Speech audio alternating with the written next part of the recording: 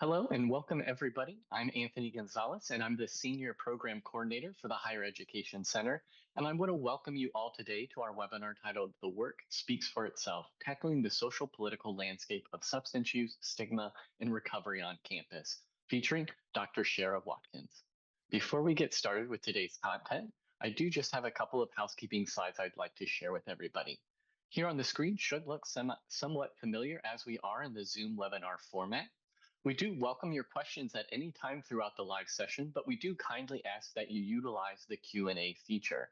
We also have live captioning enabled for today's session. You can turn that on to the bottom dashboard. If you have any issues getting that set up, please just send me a message and I will try my best to walk you through that process. We also encourage everybody to learn more about becoming a member of the Higher Education Center. You can learn more about the different membership tiers and the benefits that go along with it by visiting our website at hacaod.osu.edu. We also have a few upcoming events I would like to share with everybody. Our next water cooler chat will be taking place on March 11th and is titled, What If We Wear Similar Shoes? A conversation on having effective partnerships and communication. Our next webinar will be taking place on March 18th and is titled High Times and High Stakes, Understanding the Intersection of Sports Betting, Cannabis Use, and College Prevention Strategies. And we have the 2025 national meeting taking place in October. It's the 21st through the 23rd.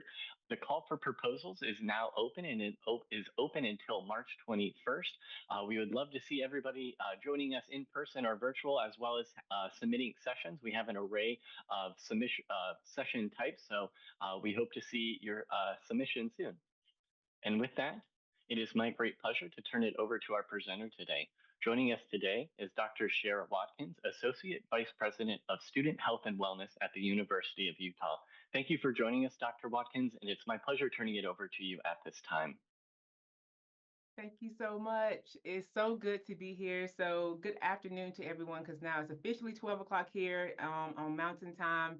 And so I welcome everyone. We're here to talk about the work speaks for itself, tackling the social political landscape of substance use, stigma, and recovery on campus. And so before I share my screen and to get started, I just will like to use a very popular term that that we hear right now on social media and even in corporate America, which is let's level set. Let's level the playing field to make sure that we are walking into this space and as we're about to tackle a very tough topic. Many of you all came to this presentation with a variety of different expectations. What are you seeking out? What are you wanting to learn? And so it can be a variety of different things. Whether it is to learn from the different learning objectives that was shared, whether to learn about what is some of the current socio-political issues that is affecting ATOD on our college campuses. Whatever it may be, I hope that we can create a safe space where any and all questions can be asked. And that you can garner something from this presentation to be able to take back both personally, so that interpersonal knowledge, but also collectively, as we are all working in this field and space, but also organizationally. So looking at this, the work that we're doing within this field. But there also may be a few who are coming looking for a specific nugget or a specific piece of information. And I know that sometimes we want to gather that from the presenter. And I always tell people that I will typically let someone down when people come in with specific expectations. And so I already put that out there that I may not be able to give everyone what they're looking for, but my hope is always to give something that we all can use to help better our knowledge either individually or to the collective whole.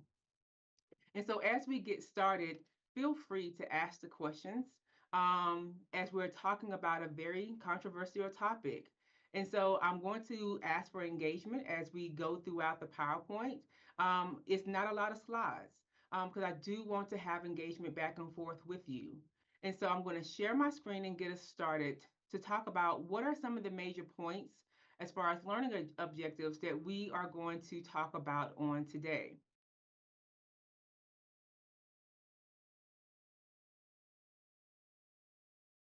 Number one, we want to analyze the role of politics in prevention efforts It's particularly exploring how local and national political decisions and funding priorities shape prevention strategies and campus wellness initiatives.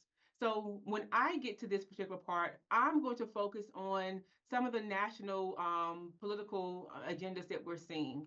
I share a few that we're seeing here in Utah, but I may going to pose it to the audience to see if we have a few people who may want to share some of the local ones that you're seeing in your home state. Number two, we're going to evaluate the impact on the continuum of care, examining how politics and funding influence every stage of the continuum from prevention to promotion, intervention and treatment, and recovery support within higher education settings. Number three, we want to understand the connections between campus culture and student success. And I really want to make sure that we hone in on this particular learning objective because as we are navigating this political climate, this is going to be key to ensure that we make this connection to provide sustainability of this topic on our campus. Assess how campus cultures of care influenced by socio-political and funding environments impact student retention, persistence, and graduation outcomes. Number four, explore service and funding models. Identify innovative service delivery approaches and sustainable funding models that address the needs of diverse student populations. And lastly, number five, address stigma and access barriers. How can we discuss strategies to reduce stigma and improve access to care, ensuring that all students, regardless of background, have equitable support throughout their wellness journey? So let's get started. What exactly is the role of politics in prevention efforts? What we know is that through policy development and implementation, one of the very first things that we can look at is just legislative actions. And from a positive note, we know that some of those legislative actions, it's the very first one that we've seen in this field was the development of the Drug Free Schools and Communities Act. This mandate allowed for us to have us as educational institutions implement substance use and substance abuse prevention programs and to receive federal funding and to have policies that prevented alcohol for some campuses, but also drugs from being able to be permissible on our higher education institutions. It also, for number two, created what we call these regulatory frameworks. It created political bodies to establish regulations that define what was acceptable practices for prevention and treatment programs, influencing how we design and executed everything from prevention to treatment and recovery. And so this is where we started to hear these terms best practice. And so we know that that term can be a little controversial because best practice did not necessarily always equate to certain populations, but it gave us a start, especially when we were trying to determine what was effective frameworks and strategies that will give us consistent, successful outcomes. Government funding and policy decisions. The availability, the scope, the effectiveness of campus prevention programs were directly shaped by legislative funding and policy choices. And that was both nationally and also locally. Because what we saw nationally also trickled down locally. Because some of those large funding that came from NIH, that came from SAMHSA, that came from the DEA, also trickled down locally to some of our local health departments, to some of our local NGOs. And so these decisions, once again, created scope. What were we focusing on sometimes in certain years or in certain types of populations? We know, for example, within the last decade, the scope has focused on opioids. Legislative priorities, mention opioids, but we know that national and state level initiatives, such as the opioid response efforts and mental health funding, because we have titled it the mental health epidemic, funding determined the level of support allocated to substance use prevention in higher education. We also saw it with suicide, especially within adolescents between the ages of 12 and 18. That was also a major initiative nationally, particularly within BIPOC populations. Shifts in political leadership. because some of these priorities and initiatives shifted depending on who was in office. Changes in government leadership impacted long term program sustainability because funding also altered based off of who was in leadership. And so the funding stream shifted. The policy priorities also shifted, which creates continued challenges for institutions as we're trying to create what? Sustainability. And so when we are often told that we have to have multiple streams of revenue, how do we create that when the agenda shifts because the political leadership shifts? Either every 2 years, depending on if it's local, every 4 years when we're looking at national.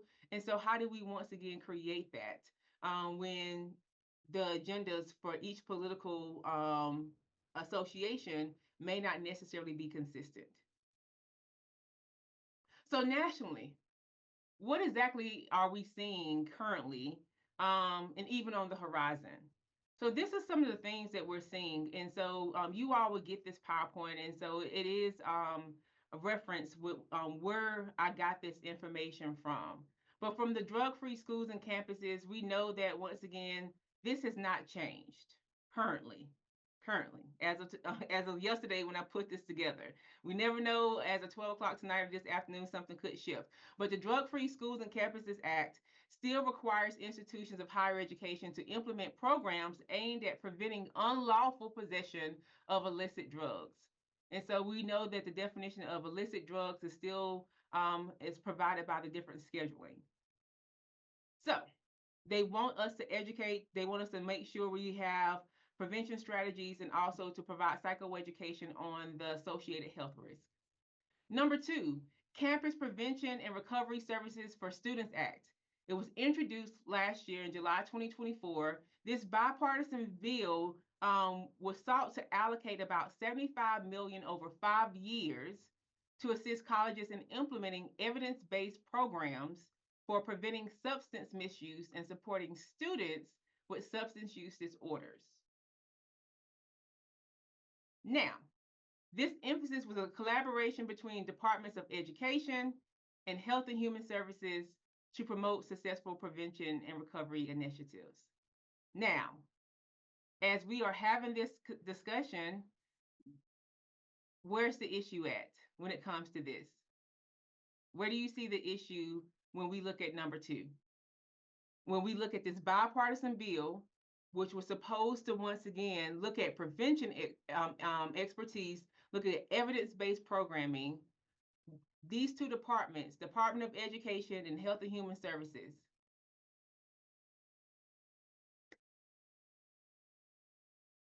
cutting positions, cutting funding, and are we going to have either one of those departments? Thank you, Alyssa and Jessica. Yeah, we just don't know. Will we have these two departments? Will we have enough bodies in these departments? Will we have funding in these departments? And so we just don't know. Number three, the Stop Campus Hazing Act. I put this up here because we know of the term intersectionality. We know that within our social clubs, our fraternity and sorority life, that we see intersection with ATOD and also this. This law that was signed late in 2024 mandates educational institutions to provide anti-hazing, and we know that alcohol, tobacco, and other drugs is often associated with hazing, with certain forms of hazing.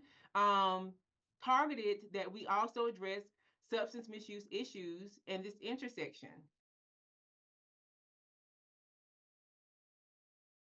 With this, we have to make sure that this law that was signed, how are we going to enforce it? That's going to be the question. How do we enforce it? The campus mental health and substance use bills, there was two additional bills that was passed in the House in 2022 related to mental health and substance abuse on campus. The Enhancing Mental Health and Suicide Prevention through Campus Planning Act also required the Education Department to department with that. That was related to the to number two on the left-hand side. These two bills also was introduced in 2022, and the Campus Prevention and Recovery Act Also, this is where it started in 2022. I put where it started and also what it was created from. So you can see how the Enhancing Mental Health and Suicide Prevention, that one was separate, and how the Campus Prevention and Recovery Act, where it started and where it ended on the left-hand side.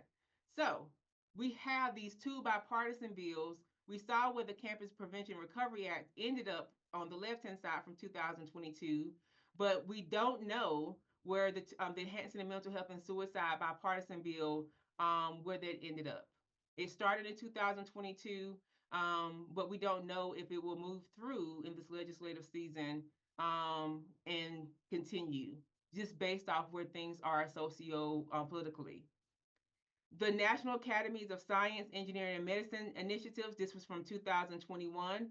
Um, they were actively trying to provide expert advice on mental health, substance use, and well-being in higher education. And so they began to convene conferences and workshops to develop evidence-based policies and practices to support student health and success. The difficulty is, it was great that these national academies could put aside agendas to say, we need to convene to provide expert opinion, recommendations, and evidence-based policies and practices. The issue is that who is going to listen? Who is going to take these policies and practices and create these either into recommendations, white papers, initiatives? How are we going to take these convenings into implementation? Because this is the current landscape that we're in. So the impact from these bipartisan bills to these convenings to these bills that were passed last year to where we are now, we have seen a reduction of these newer bills from last year to this year, in a reduction of DEI programs that limits tailored prevention efforts and supportive programs for diverse student populations. Why is that important? We know that effective prevention programming targets identified populations that either are most at risk or diverse populations that through data have shown to be higher risk through behaviors, because we all collect data on our campuses. So these programs that we look at, that we have typically created tailored prevention efforts for, often is able to address unique challenges faced by these special populations and groups. Higher risk of substance misuse due to systemic inequities. So without being able to target certain populations, diverse groups, and also use these targeted frameworks. And I use the word targeted, meaning associated with DEI programming. Prevention efforts may become less inclusive and potentially overlook vulnerable populations within our students. So if we cannot focus on populations who are showing higher binge drinking, who are showing most at risk to do X, Y, and Z, because we can no longer focus on race, gender, or anything that's associated with DEI, how do we reach those vulnerable students? We can't have groups that is DEI identified. Increase stigma and barriers to access marginalized communities. So again, these targeted initiatives play a crucial role in fostering inclusiveness. I would like to be around those that I can identify with. So those who may be of a certain marginalized community, these diverse backgrounds of these students increases and also encourages these students to seek help without fear of discrimination, without fear of being othered. And so removal of these programs could exacerbate stigma. and will once again possibly cause these students to be less likely engaged. Now, we often use the adage, we have to go to where they are. That continues to be true. We have to provide resources beyond the walls. That continues to be true. But we also have to make sure that they can feel included and inclusive in our services and resources that we offer. And then when we have this continuum of care from promotion to prevention to treatment, these programs that we provide, from resources to services, relies heavily on programs that understand and address the diverse cultural needs of our student body. And if we can't create tailored programs for the diverse populations that we see, we are pushed against a wall that starts to look like a one-size-fits-all approach. So how do we still be student-centered, or what we like to sometimes say in healthcare, person-centered, without doing a cookie-cutter approach? Without being impacted by the politics of we cannot do DEI or targeted frameworks or targeted approaches.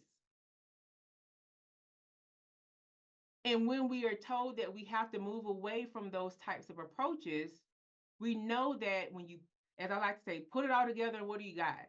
We start to see negative impacts on retention and student success, because won't be able to retain them, because they won't be successful in treatment and recovery. Therefore, we can't retain them, they won't matriculate, and they won't graduate. So overall, we will see that the reduction in these types of targeted frameworks, interventions, and programming will negatively impact the overall well-being of our students. So we will see higher dropout rates. So this is the impact that we will start to see. So how do we still do the work is the ultimate question of how we got here. We got all this going on around us when it comes to the socio-political landscape. We also see from the impact of politics and prevention that it will also impact our funding. From a national landscape, there is a growing emphasis on accountability. KPIs, KPIs, KPIs, return on investment, where funding is tied to demonstrable outcomes in substance abuse programs, also to student success. This approach encourages institutions to adopt evidence-based practice. They want to ensure that you're using an evidence-based practice, and they want to make sure that their money is being well spent, not just with the evidence-based practice for substance use treatment, but also if somebody is sending their child to a school, is their child graduating within 4 to 5 years? And the influence that we're starting to see from these advocacy groups, which is providing heavy leverage in our political system, they can shape public policy and opinion. They can lead to different forms of lead to different types of reform. It can either help or hinder of how we look at prevention and treatment initiatives. And so we have to be mindful of our advocacy groups.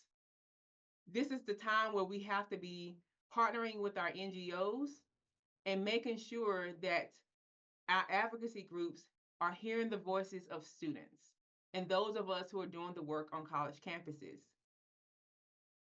And so we cannot forget the impact of politics when it comes to legal protections and barriers.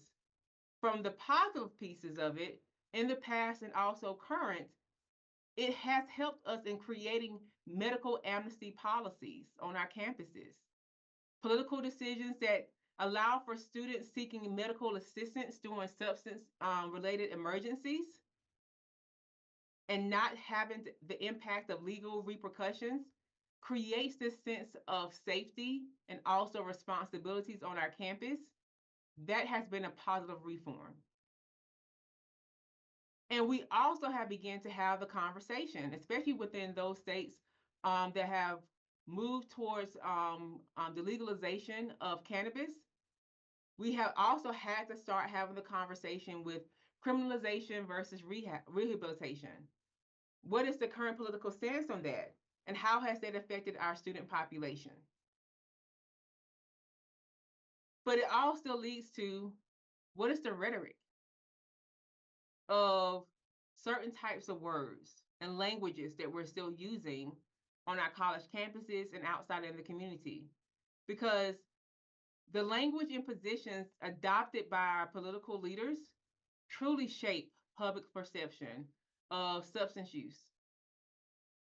And either it will perpetuate stigma or foster hope, understanding, and seeing it as what it is, which is a disease. So, with this political landscape, with the removal of DEI, which led to the decrease of us being able to implement targeted frameworks, targeted interventions, targeted types of resources and services, it has led to the hot topic that we have been seeing in all of our chat groups, within our offices, within ACPA, NASPA, ACHA, all the organizations. You can't say that word. You can't say inclusion. You can't say equity. You can't say, can you say disability? Can you say equality? Can you say equity? What can and cannot you say? And then most importantly, if we can't say that word, can we still do the work? Because I even hear from myself, Sherrá, if I can't say it, then why am I still doing it? Why am I still here? I did not sign up to be a health educator, to be a doctor, to be a nurse. You fill in the blank with your title. I ain't signed up for this, Sherrá. And I'm like, girl, I hear you. I hear you. But what exactly do we say? So let's talk about it. God said we're going to talk about all the things. Political sensitivity related, because it falls in different categories. It's either politically sensitive or it has downright become just a restricted term. You just cannot say it. And so, in talking about it, I don't want to just say that, you just can't say it no more without giving you some other different options. But one of the biggest ones when it comes to ATOD is this harm reduction. Because even within national politics and even locally, what we're seeing is harm reduction has become so controversial. It, truth be told, if we all think about it, harm reduction has always been controversial. When has it never been not controversial? Because in public health, it has always been gold standard. But in other spaces, no, it ain't never been just easy peasy. Especially when we're talking about like services like needle exchanges and fentanyl strips and all this other type of stuff. But another way to approach it is what we call in therapy a reframe. To all my therapists out there, is to possibly use the term public health approach to substance use. Definitely makes it a lot longer to go from 2 words to now 5, but it's another option. It's the public health approach to substance use. How do we look at it from a larger scope of approaching a chronic disease? Safe injection sites, which is a form of harm reduction, can be replaced with overdose prevention centers to reduce political resistance. The decriminalization of drug possession or the decriminalization of marijuana or cannabis, very controversial at this time. And another option can be treatment first approaches to substance use. Again, longer or just as long, but another alternative. Marijuana legalization. Some states are choosing to use regulated adult use of cannabis policies because it makes us use a different choice of words that causes for people to look at the topic differently. Now, a tough one that is very controversial, but tied to the topic of defunding the police or defunding law enforcement in response to drug policy, has been avoided in federal prevention discussions, but very much remains tied to law enforcement efforts and policy. This topic should always be broached with levity, should be broached with the context of what is the end result that we're trying to obtain. As you can see, I did not provide an alternative because when broaching any type of defunding of law enforcement, it should be broached with the replacement of what is the ending goal for the population at hand. Neurodiversity. I just had this conversation with my marketing and comms people because I was told yesterday they wanted to put a hyphen between neuro and diversity because the term diversity is a controversial term. And I said, absolutely not. Not going to do it. And I said, no, we're not going to hyphenate neurodiversity. I said, neurodiversity informed care. Sometimes we say that term too. We can also say individualized treatment approaches, because what we know is that neurodiversity talks and defines a population. It is a noun. It defines a population, while neurodivergent describes the person. It is an adjective. So if we're saying that neurodiversity is a noun, how do we reframe that? We can't redefine indigenous.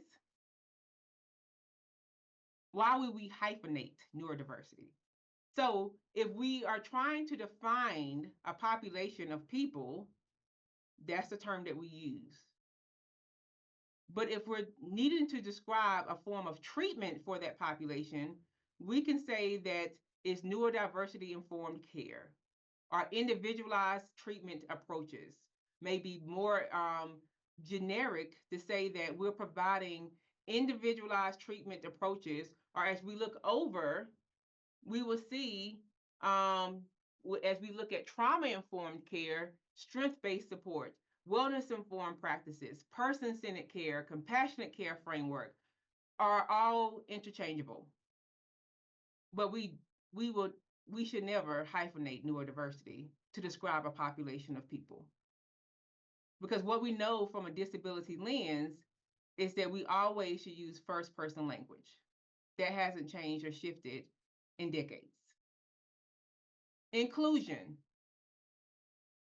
Alternatives could be broad access to services or ensuring all individuals receive support.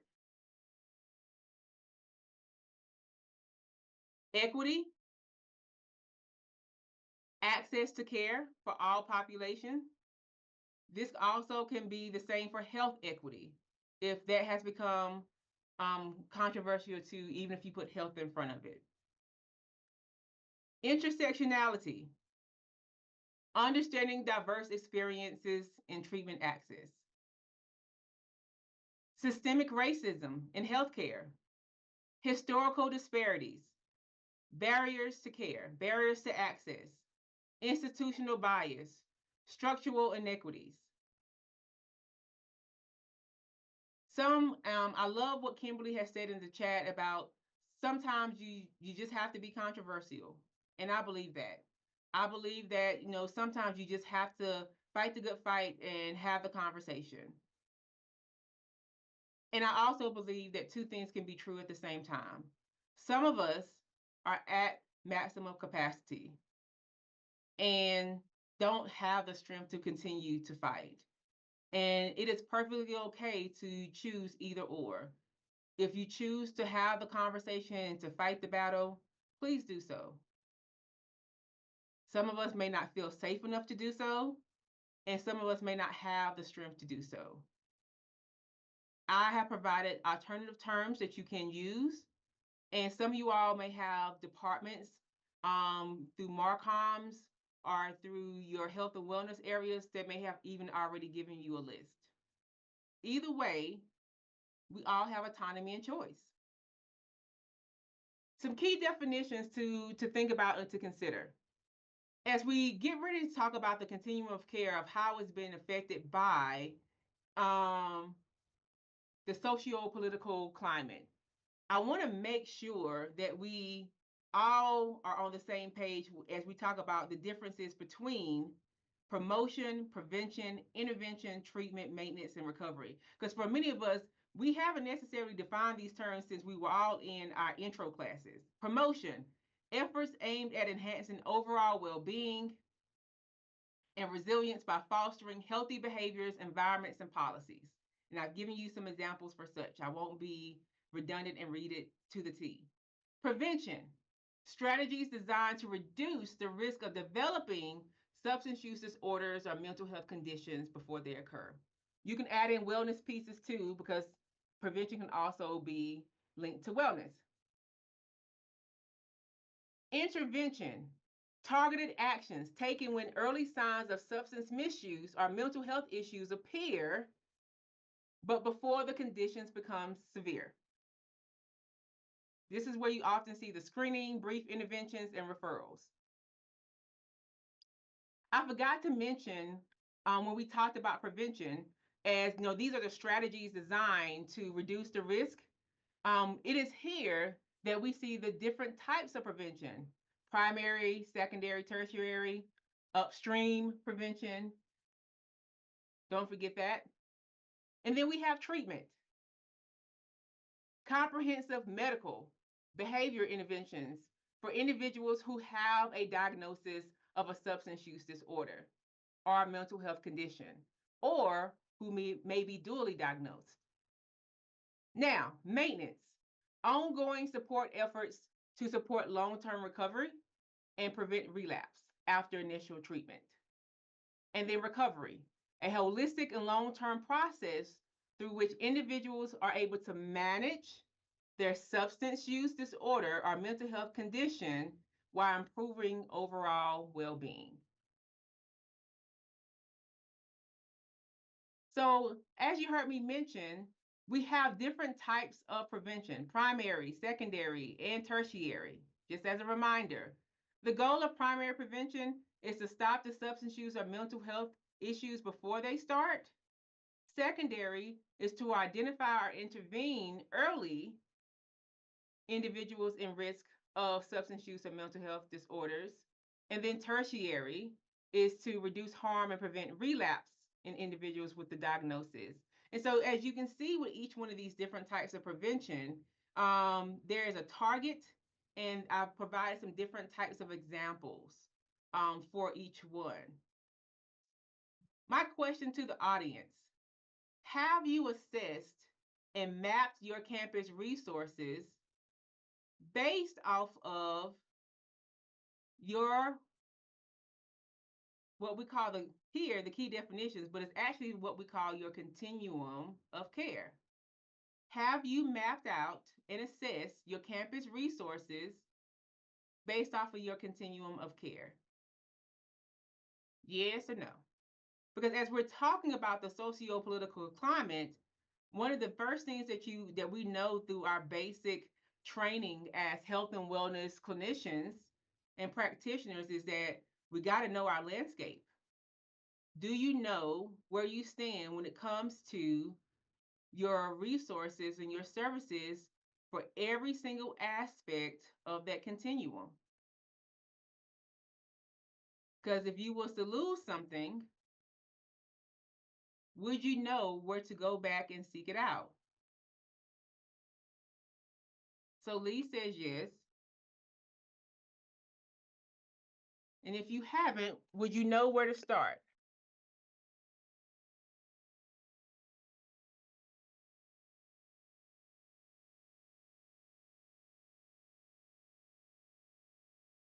All right. So we have a couple of people who said yes, some people who say no, and Some people say, I'm not on campus. And if you happen to not be on campus and you happen to be a community partner, this still is going to be beneficial for you too, because now you may have some people reaching out to you saying, hey, we don't have this. What can you provide? So I want to pause right quick because I want to share another resource. Can everyone see the continuum of care assessment questions? I need one person to say yay or nay. All right.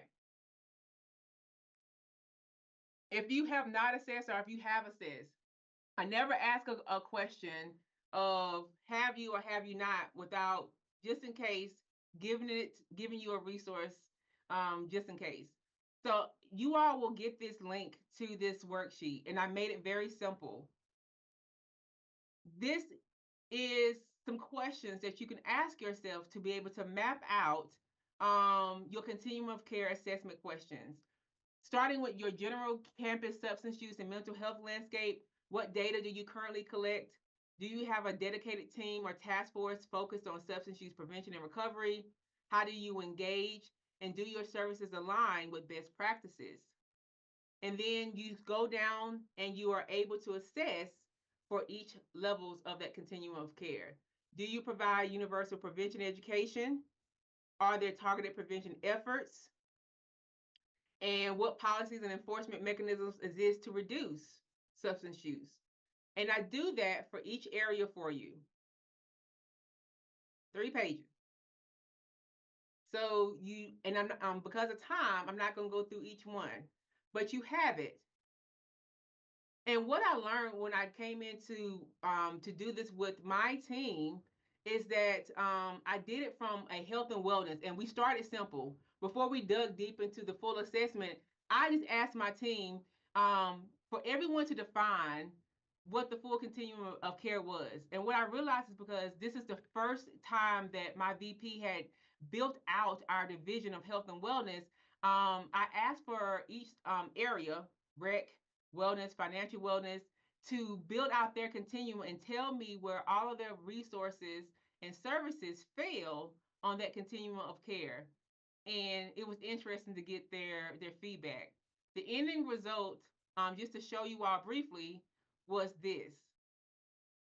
So they can see where things fail.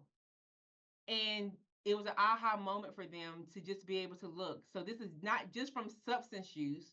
This is just all of our services as a whole. Because I wanted to start somewhere so they can begin to understand and identify, for those who don't just have a health and wellness background, what exactly does this mean in the types of services from intervention, well, prevention, intervention, and treatment. And so that was helpful to make sure that we're all working from a culture of care.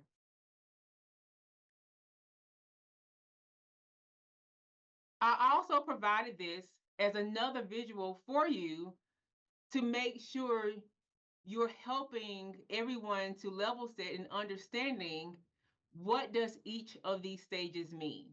From so I gave you the definition, but now this is a print off. You can print this bad boy and stick it on everybody's desk. This is your ATI continuum of care. You're welcome, Jessica.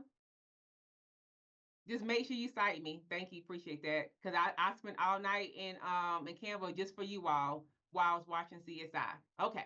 So I wanted to make sure that you all can have this, because it's easy for many of us who do this work every day. We have it memorized. But what about those who come from recreation? They know what prevention is, but they may not know the rest of the continuum from the full gamut. And so what we know is that the continuum of care includes all of these different areas, but prevention efforts are often underfunded. We all know that. Prevention is the last thing on people's thoughts, despite their cost effectiveness. And that is very important, because we know that if we put just a decent amount of money in prevention, the association that we see with academic success is profound. Early intervention programs such as ESPERT highly depends on grant funding and institutional support, but we also know that Intervention and treatment programs from the collegiate recovery programs also typically lack funding, but also has significant ROIs. We need to make sure that we are talking to our advancement partners and to administrators to help them to understand that connection between prevention and intervention, early intervention, when it comes to this next slide. People often say, well, right now the hot topic, people are still talking about wellness, but it's more mental wellness. And now people are moving back towards overall student success. Well, let me go ahead and say it because you hear me say it all the time. Wellness, well-being is academic success, and student success is wellness and well-being. The two are the same. It's the same coin, opposite sides. You cannot have one without the other. Tell me that you will see a student who graduates who is unwell. This is what the statistic says. It says approximately 25% of college students report academic issues related to drinking, missing classes, falling behind, poor exams, etc. And number of students who report smoking, 31%. And then when we skip down, it says that when using predictive analysis, students flagged at risk who receive early intervention, 35% more likely to persist through the first year. That's persistence. Data from Texas Tech and their collegiate recovery community indicate that its members have higher graduation rates and GPAs compared to the general student body. A survey of students from 29 collegiate recovery programs in the US found that approximately 1/3 of their participants reported that they would not be in college without support. People often ask, how can I show that we're being effective? Are you collecting the data? I have a whole sheet that I pass out to my team. Your data of if a student just shows up in your office is enough to connect to student success. It's enough because what we know. Where's my statistics that says that students who regularly participate in wellness programs, any wellness programs, 1.5 times more likely to graduate on time compared to non-participants. Journal of College Student Retention, 2024. There's a ton. People often ask, is there any data out there that connects mental health, wellness, and substance use to overall student success? Student success is defined as recruitment, retention, persistence, and graduation rates. I got 4 pages. And some people ask about money. For every 1% increase in retention, institutions gain between $500,000 and $1 million in tuition revenue, underscoring the financial impact of wellness initiatives. Proactive wellness programming reduces the cost of managing student mental health crisis by 20 to 40%, as fewer students require emergency interventions. Institutions with high wellness program participation rates generate an additional $2 million annually in tuition revenue due to increased graduation rates. NASPA 2024. You got to collect the data. You got to make it make sense to tell the story. Campus well-being initiatives correlate highly with higher student retention, persistence, and graduation rates. Social and cultural stigma around substance use disorders prevents students from seeking help. So how do we still create a sense of belonging? How do we still create person-centered frameworks without touching on the socio-political landscape of DEI? There's workarounds that we can look at.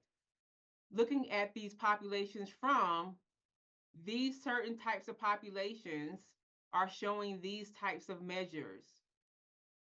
One way you can look at it is we now have to start looking at pieces of the medical model. If these certain types of populations, and you need to create certain types of programming for that, then you can rule those students in based off of identifying factors. So if you need to have a group for certain populations of students, those identifying factors based off of those student indicators can create specialized groups based off of diagnosis or assessments. That is one way to do it. Number two, some of us are not experts in creating health communications. If we cannot create social norming campaigns towards certain um, demographic populations associated with DEI, now's the time to start working with those who specialize in health comms. How do I create social messaging to populations that they can understand and receive these messaging, but it can't be just based off of race or gender? This is what they go to school for. Those are the experts.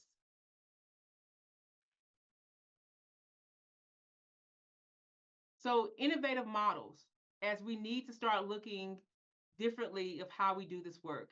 You've already heard we don't need to reinvent the wheel with collegiate recovery programs, but we may need to look at the collegiate recovery programs if the funding starts to look funny. How do we still do collegiate recovery programs if the funding starts to look different and they won't be supported by our state governments or grant starts to dry up? That's where we may need to start partnering with other local partnerships. Yes, everybody's not going to be Christian, so we have to be mindful of our basic 12-step programming, but they have so many other types of 12-step programming that is non-Christian based now. So now it's the time to start looking at what is around us in our areas that is either physically around us and also online.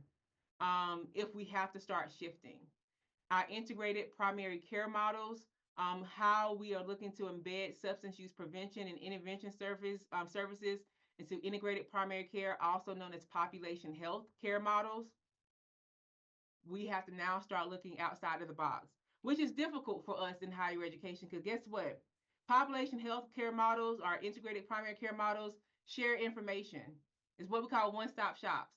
And counseling don't want to share information with wellness, and counseling don't want to share information with the student health center. Nobody wants to play nice in the sandbox. But now is not the time to not to say that we have our own EHR system and you have your own, because things are going to have to begin to shift. Money is going to be looking differently when we're all looking at budget cuts across our campuses. Digital interventions and telehealth services continue to use these digital innovations for content and delivery of services, especially to our specialized populations that we can no longer do, and also to be innovative. It can be cost efficient. You just sometimes have to sit there and negotiate and also look at a multitude of options and not just the most popular. And it is okay to go back to Old Faithful, peer education and support initiatives. We know through research and data that peer support initiatives in education is just as effective and successful as those who are trained and fully educated with a degree as others. The key is it's also cost efficient, very cost efficient. I'm a strong believer in salary equity, and anything peer should have a salary associated with it. It's cost efficient, but they still should be paid. Number five is difficult. I debated whether to still put it up there or not, but I still did. There are still private grants through other options that can still be looked at. I know that federal grants is right now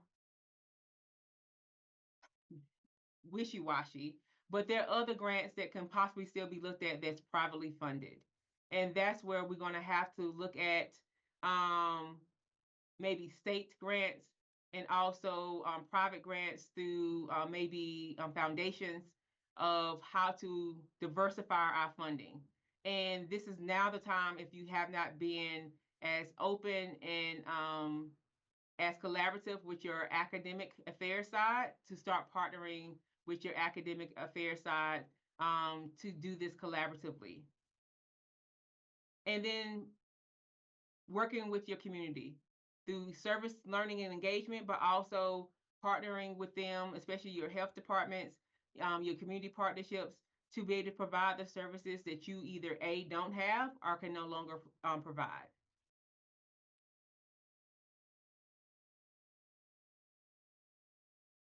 And you've heard me mention about the stigma pieces. The one thing I mentioned from this about the stigma pieces is that as things may be shifting on your campuses and within the community, is always assess and always do um, a checkpoint with your student orgs and student groups about how they're feeling about the changes in resources and services, and also their ability to access it. Um, do they feel that they can access these services as things are beginning to shift? It can be small focus group if you have a student health and wellness advisory board, but there always should be some type of check-in to determine the our students' help seeking behaviors. And also don't forget to continually to evaluate your policies to ensure that they're equitable. Some of us have task forces, some of us are health promoting campuses, JED campuses, whatever framework that your campus chooses to use. These policies should be evaluated on a annual by annual basis, whatever is fits your campus needs. And so some key takeaways. The political landscape is not going to change anytime soon. But we do know that the political landscape is going to definitely impact us financially with the whole continuum of care. However, we as health and wellness professionals need to do our assessment across our landscape and across the continuum of care to know what we currently have and what could possibly be changing. We also should do our evaluation of language use, but also recognize that the language doesn't change and affect the work that we still can continue to do. And also, a comprehensive, well supported approach to substance use prevention and recovery must be linked to overall student success and overall campus well being. In order for us to remain relevant, we have to link it to data and student success.